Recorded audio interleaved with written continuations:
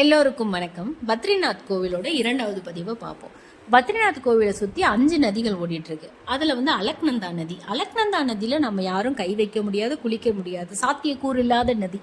அவ்வளோ குளிரான நதி அது. புனித நதி, கங்கையிலிருந்து வர்றதால ரொம்ப புனிதமான நதி. ஆனால் நம்ம அதில் எதுவுமே பண்ண முடியாது.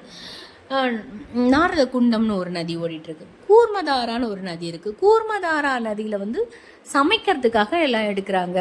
அந்த தண்ணியை சமைக்கிறாங்க, சுவாமி பிரசாதம் செய்கிறாங்க அப்படின்னு சொல்கிறாங்க.